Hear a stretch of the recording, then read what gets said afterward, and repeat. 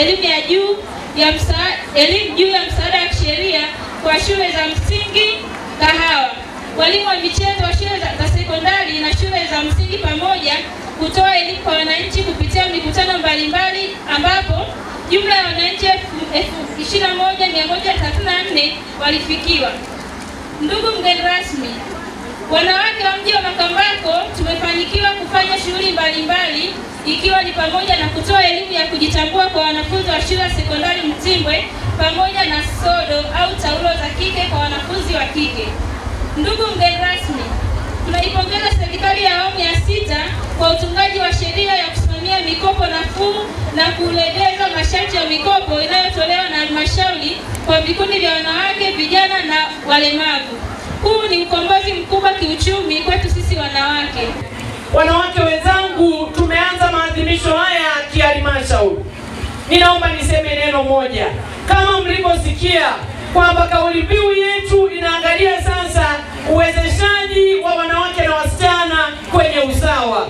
Niwaombe wanawake wenzangu mlioketi hapa, vijana wengi ambao ni mabinti wa kike wamekuwa wakiachwa. Tunapozungumzia uwezeshaji, wamekuwa wakiachwa. Uwezeshaji wa wanawake kiuchumi hata kwenye usawa unaanzia nyumbani. Niwaombe wanawake wenzangu, mabinti hawa tunaowazungumzia leo, mabinti wa Makambako, mabinti ambao tumekuwa tukisikia kwenye vyombo vya habari kwamba wanafanyiwa ukatili. Makambako oye! Niwaombe wanawake wenzangu, tuwapende mabinti.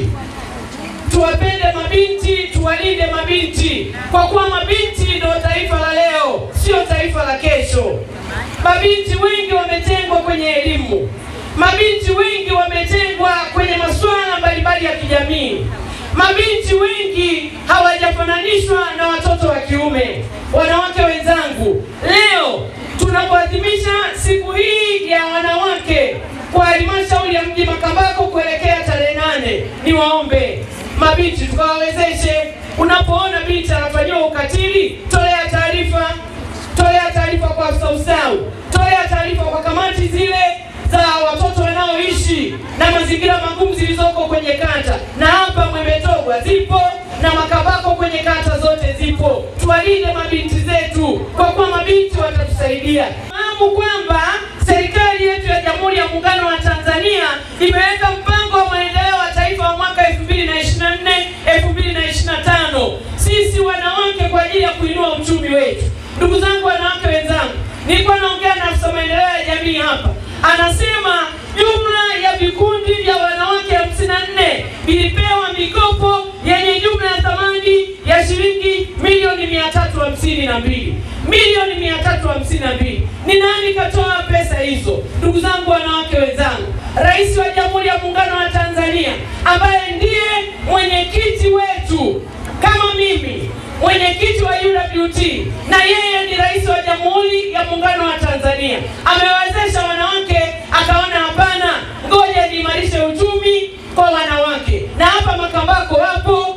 Niwaombe sasa wanawake wenzangu, mikopo hii inapoendelea kutolewa, tuchangamkie fursa. Umejua kuna fursa, mwambie mwenzako, twende halmashauri, kuna fursa. Mikopo inatolewa kwa vikundi, lakini kwa watu wenye ulemavu inatolewa kwa mtu mmoja mmoja. Kwa hiyo niwaombe sana, mwaka 2025 ni mwaka wa maringo kwetu. Tunapoelekea kuadhimisha siku ya wanawake duniani tarehe 8 mwaka 2025, wanawake tunajivuna, wanawake tunavimba, wanawake tunaringa, wanawake tunapita sendeni, tunajipitisha chumbani, tunajipitisha uwanjani, kwa kuwa tunaye mwanamke mwenzetu, mwanamke hodari, mwanamke shupavu, the superwoman, the great one, Dr. Samia Suluhu Hassan, ambaye Chama cha Mapinduzi kimemteua akawe mgombea pekee wa Chama cha Mapinduzi kwa ajili ya kugombea urais. Hapo vipi? Mama Samia oye! Mama Samia oye! Ndugu zangu wanawake wenzangu, ninachowaomba kama mwanamke mwenzenu, mwenyekiti wa UWT wilaya ya Njombe, niwaombe wanawake wa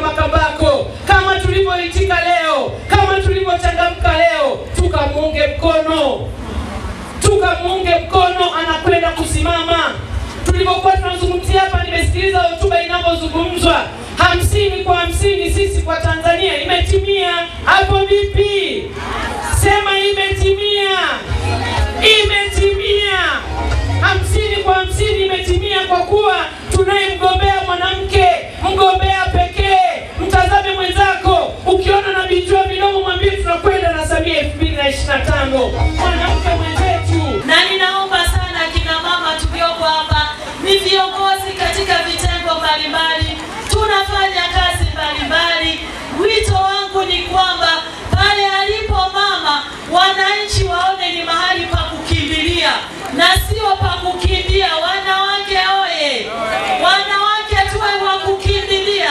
Nakumbuka mwaka jana kwenye maadhimisho ya wanawake pale Ulembwe, nilizungumza kwenye taasisi, kwa mfano hospitalini, mtu kama kuna milango mitatu na madaktari wako watatu, mtu aulize alipo mwanamke ni wapi, elekezo kwa mwanamke, kwa sababu anajua mwanamke atampa neno la faraja na mwanamke atamhudumia zaidi. Wametuheshimisha.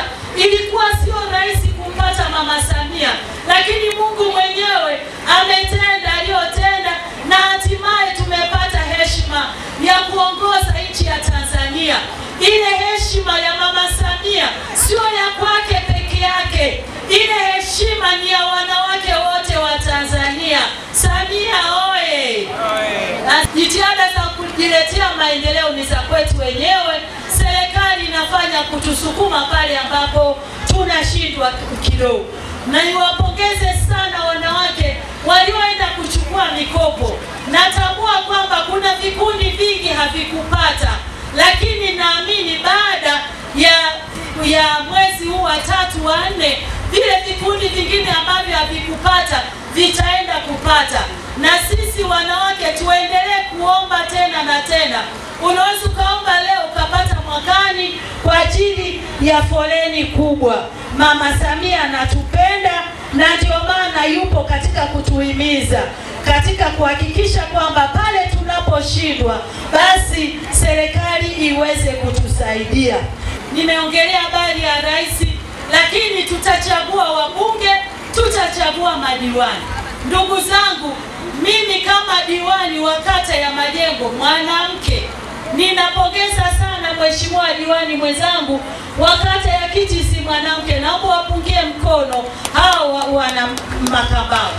Huyu ni mwanamke jasiri, amesubutu kugombea kwenye kata, sio kitu kidogo. Unagombea kwenye kura za maoni, baadaye unakuja kwenye kura za ushindani na vyama vyote. Unajua kwenye siasa kuna changamoto nyingi. Mara nyingi tumekuwa tukinenewa mabaya, tumekuwa tukitukanwa, lakini tumejivika moyo wa ustahimilivu, tumejivika moyo wa ushujaa, ili hatimaye tuonyeshe mfano kwa wanawake wengine. Hivyo tunaposema kwamba tunataka fursa hata kwa mabinti, tunaomba na mabinti wakae mkao wa kujiandaa kuweza kugombea nafasi mbalimbali.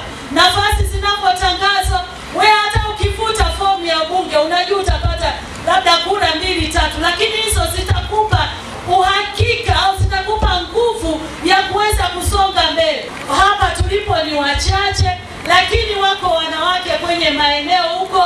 Ninawahamasisha wanawake tusiogope. Wanaume uzuri wanatuamini, kwa sababu Mama Samia anafanya vizuri, na viongozi wengine ambao wako wameshika taasisi, akina Ana Makinda wameongoza vizuri, akina Tulia Ackson wameongoza vizuri. Tumeona akina mama wanakuwa mawaziri, akina Jenista majirani zetu hapa wameongoza vizuri. Jenista ile toka na kuwa mbunge amekuwa waziri. Kwa hiyo wanawake wanaaminika. Makambako oye! Kwa hiyo tusijali wala kuangalia kwamba hivi itakuwaje. Wanawake wanafanyiwa ukatili sana sana. Kuna watu wanaishi kama vile wako jehanamu mdogo kwa kufanyiwa ukatili, aidha na waume zao, pengine na ndugu. Habari ya ndugu, wengine hawataki hata kuona kwamba mwanamke anaweza karithi mali. Mwanamke anatakiwa arithi mali, maana mali za familia ni mali za baba, mama na watoto. Sasa unakuta mara nyingine mtu anafiwa, anabaki mali zinanyang'anywa, hatimaye watoto wanaanza kuhangaika. Walikuwa wanasoma international school, unakuta watoto wametolewa kule, wanapelekwa shule zingine